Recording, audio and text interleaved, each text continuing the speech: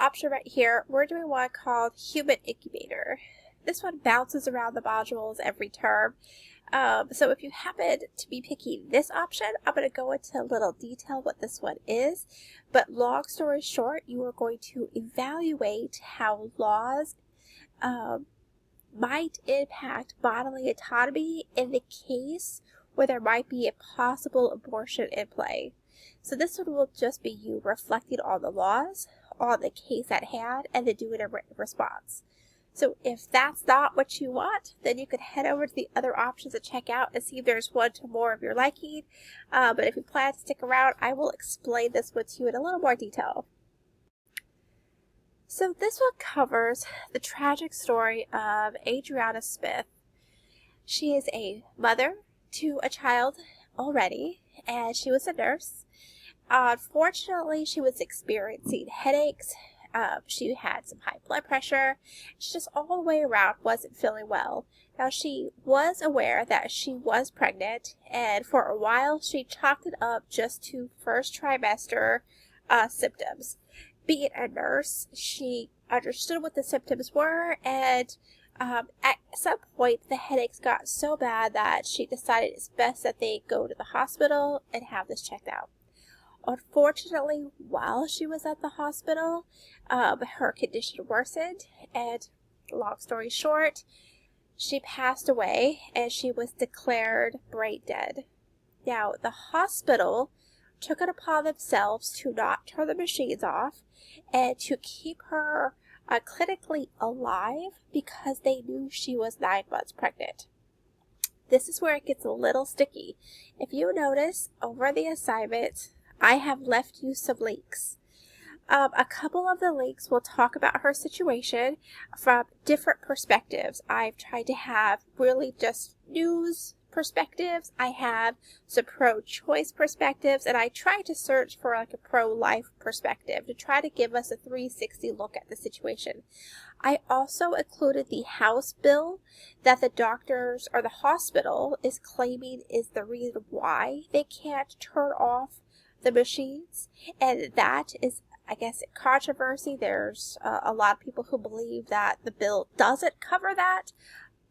They believe that the hospital is stepping out of turn. Some believe that they're in line with the law. So I put the law here for you to research yourself and kind of go from there. So what you're going to be looking at with this bill is you want to step back and you want to see how ethics is going to play in this. So there's a couple of ways you could go about this. You need to research how laws can impact autonomy. The basic thing that humans have first before any morality or legal basis comes into play is our ability to protect ourselves and to protect ourselves from harm. There's that good old survival instinct. So when you come into situations where moral law or civic laws come into play that impact your autonomy, I want you to talk that out. What does that situation create for the person? The second perspective you want to look at is the doctor's responsibility to the law first, or the doctor's responsibility to their patient first. This goes all the way back to the Hippocratic Oath. Way back there at our first parts of our classes. So you want to kind of address that question. As a medical professional, where does their loyalty lie first? And this is kind of interesting because if the doctors don't comply, their autonomy could be restricted, their freedom could be restricted. So this is not it's not an easy one. The final one to look at is what ethical theory is in play. Utilitarianism would say that is the best interest of Miss Smith to have the child. Deontology would probably disagree with that. But, there is an argument going both ways for the other side.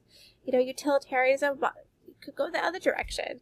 Virtues would be in play here as well, natural law. There's a lot of different ways to look at this case from this perspective. If I were you, I would pick A, ethical theory, and stay in that lane, because once we start adding other ones, it gets a little confusing. So what would this case look like through the lens of natural law, for example? And then think about it as the impact of what is the impact on Miss Smith herself and her current condition. What is the impact of the onboard fetus in this current position? Now, I did look this up. As of the making of this video, she was 21 weeks pregnant. They're hoping to push her to 24, 25 weeks. They do not know how the fetus is going to arrive. Currently, Miss Smith's body, while it is clinically dead and the organs are still being pumped, her body is decayed. So they don't know exactly what the impact is going to be on the child when it is born. So a lot of things are up in the air right now. Unfortunately, these are really rare cases and the outcome is unknown. So I don't know where this case is going to be if I use this case more than one semester, so I might have to do an update video. But as of right now, this is what you're looking at. You are going to do a written reflective response. You're not limited to these. Basically, what you want to do is you want to follow the rubrics for a written assignment.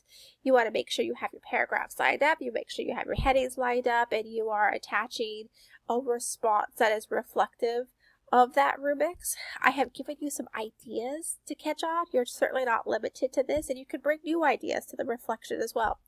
So, all right, I look forward to seeing what you guys have to say on this.